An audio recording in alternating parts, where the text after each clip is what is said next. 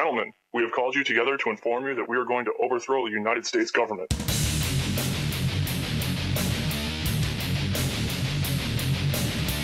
you still think that jet fuel brought down the World Trade Center?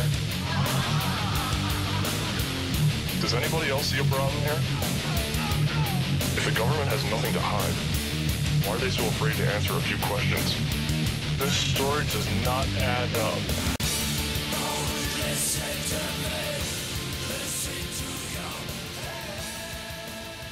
The FBI has arrested, quote, anarchist in another concocted bomb plot, this time in Cleveland.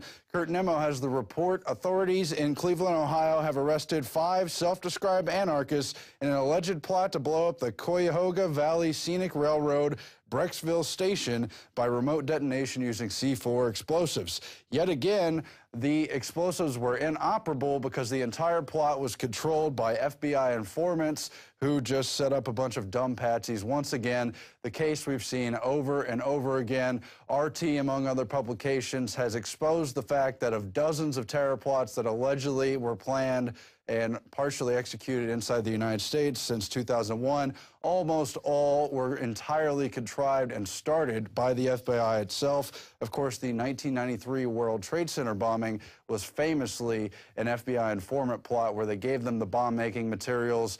One such informant is on tape expressing his doubt as other FBI officials encourage him to move forward and set up the patsies. And he, of course, questions why they're using real explosives.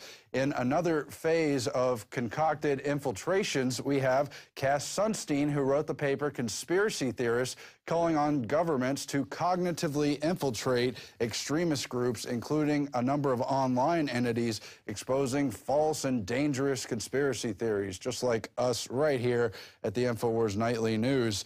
Anyway, now Luke Radowski of We Are Change has confronted Cass Sunstein, one of those behind-the-scenes guys who's not used to even talking to the public. And when Luke confronts him about why he's called for discrediting conspiracy theorists, for banning those who say sunlight is good and healthy, and those who don't believe in climate change and that kind of thing, well, Sunstein was just speechless. He was babbling. I don't remember even saying that. His handlers tried to keep Luke away from him, but Luke just kept asking the questions that, of course, everyone should ask, because Cass Sunstein, who is currently Obama's information czar, is a possible Supreme Court appointee. He was being considered on the short list at the time that Obama went on to choose Sotomayor and later Kagan. But I'm sure Sunstein has a bright future ahead of him in attempting to ban the Second Amendment. Yes, he doesn't believe the Supreme Court has ever upheld individual ownership of firearms. He wants to rewrite the free speech rules under the First Amendment and has written a number of books on that, including Democracy and the Problems of Free Speech. And of course, he's been the author of Nudge, a book on social engineering people to make healthy and rational decisions under good government. He's even claimed for an official mandatory celebration of tax day. Let's go to that confrontation clip now. Here's someone who really deserves to be asked questions about the dangerous stuff he is espousing. My name is Bill DeBerg from Brooklyn College. And I know you wrote many articles, but I think the most telling one about you is the 2008 one called Conspiracy Theories, where you openly advocated government agents infiltrate activist groups of 9/11 Truth and also stifle dissent online. I was wondering, why do you think it's the government's job, or why do you think the government should go after family members who have questions about 9/11, responders who are lied to about the air, survivors whose testimony commits, and also government whistleblowers that were gagged because they released information that contradicts the official story? Why do you think the government should do that? I think, as Ricky said, I've written hundreds of articles, and I remember some and not others. That one I don't remember very well. I hope I didn't say that. But whatever was said in that article, my role in government is to oversee federal rulemaking in a way that is wholly disconnected from the vast majority of my academic writing, including that. So I know that. I'm just asking because you may be the next Supreme Court justice, or Obama will appoint you, and you did write those things, and that's why I want to bring them up to you. So all I can say is there are a lot of things that I've written, I guess, and there are even more things I've said to have written. That, I may agree with some of the things I've written, but I'm not exactly sure. I focus on what my boss wants me to do.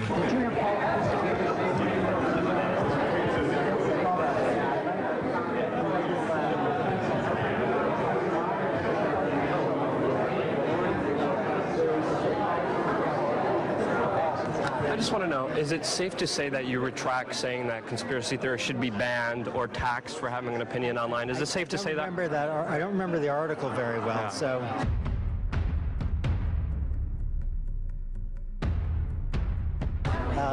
I hope I didn't say either of those things. But you did, and it's written. Do you retract them? I'm focused on my job. So you're not retracting that. Do you still believe that? Do you still believe that people shouldn't have freedom of speech? Thanks very much. Yeah, I'm happy to talk about this, by the way. I can go on the record. He's the man who wrote about it. So Cass, do you still believe in the Joseph Goebbels approach? Please don't. Please don't. I'm asking a question. I know, but you're I'm asking a question. Just, It's the job of a journalist to ask questions. Get my books, sir. Okay, go get your books then. Which is more... I'm sorry, I gotta ask him again. I have to. So sorry. I kind of have to. We're not... Yeah.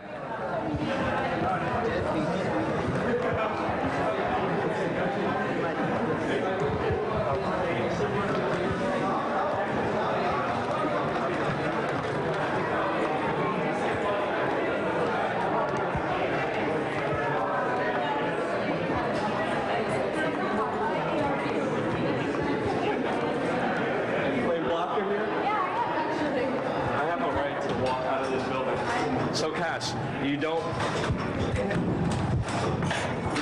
do you repudiate those statements or not? Cass, do you still stand by them? And why do you think conspiracy theories are so dangerous? It's a very serious question. I mean, we're talking about undermining freedom of speech and critical thinking, about questioning the government. We just want to know your opinion, and you don't seem like you want to retract those statements, but they're very serious. They're very similar to Joseph Goebbels. That's what people compared you to, sir? Thank you, sir. Have a good day. Bye-bye.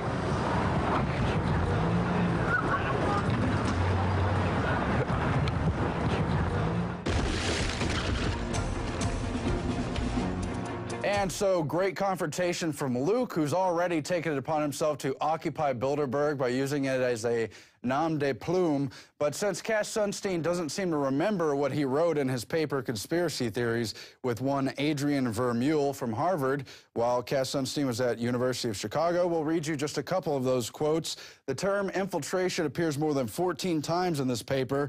He says, consider, for example, that beliefs that prolonged exposure to sunlight is actually healthy and that climate change is not occurring or likely to occur are examples of conspiracy theories that are not only false, but potentially dangerous. He also says on page 15, we suggest a distinctive tactic for breaking up the hardcore of extremists who supply conspiracy theories: cognitive infiltration of extremist groups, whereby government agents or their allies will undermine the crippled epistemology of these conspiracy theorists, and further recommends that governments might undertake legal tactics for infiltrating these groups and breaking them up from within on the internet in the real sphere of life, and on and on. We turn now to a report that Max Cabrera from our office did on Hugo Chavez. You see, there's bad people on the right, on the left, all these extremist dictator groups, whether they're socialist, fascist, corporate-driven, or what have you, are all very corrupt, and this just goes to show right here on May Day. This is Max Cabrera reporting for InfoWars Nightly News. In recent days, doubts have intensified whether Hugo Chavez, who is fighting an undisclosed type of cancer, will be able to run against Enrique Capriles, the candidate of a united opposition. But is Chavez's health the real concern, or is it being used to distract the people from the declarations of a former general and Supreme Court magistrate who is hiding out in the U.S.? His name, Eladio Aponte.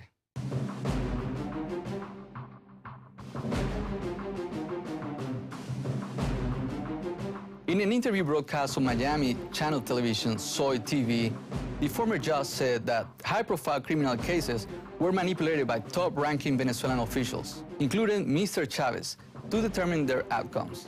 One case involved a military lieutenant who had been arrested after storing 2,262 kilos of cocaine on an army base. Mr. Aponte said in the Soy TV interview that top Venezuelan military officers, including Defense Minister Henry Rangel Silva, Military Intelligence Chief General Hugo Carvajal, and military aide to President Chavez, called him to pressure him to release the officer.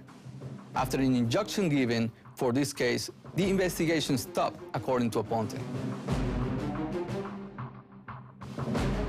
They just asked for favors that I comply with, And woe be the judge that refused to cooperate.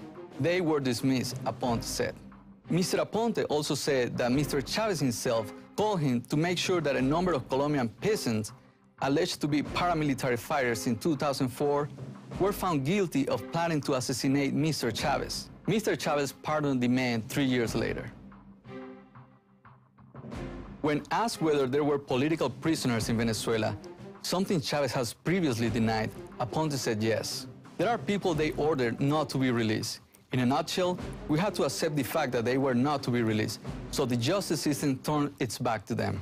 Aponte was dismissed from his post by Venezuela's National Assembly on March 20 over accusations that he had ties to a drug suspect.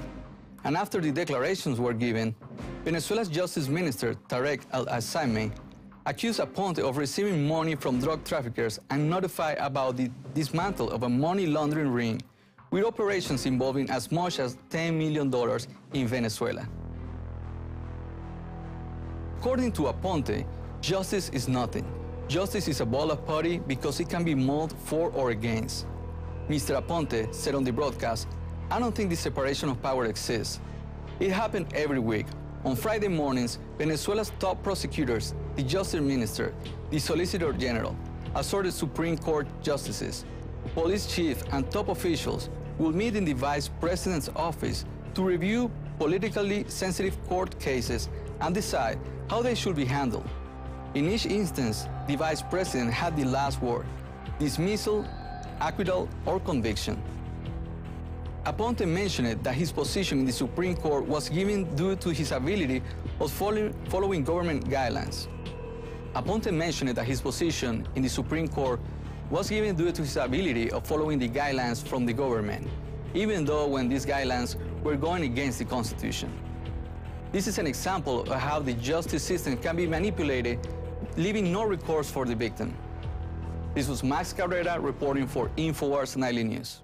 And that's just one angle of the larger corruption you get anytime there's an amassing of power. Just because Western imperialism is totally corrupt doesn't mean the alternatives on the left are any better. I mean, just look at what's happened to Latin America over the past 30, 40 years. You've had revolutions, coups, oustings, manipulations of votes in almost every country. You've had dictators on the left and the right. They all serve the greater pedestals of power, any kind of concentrated system. One antidote to that corruption of power is in Ron Paul.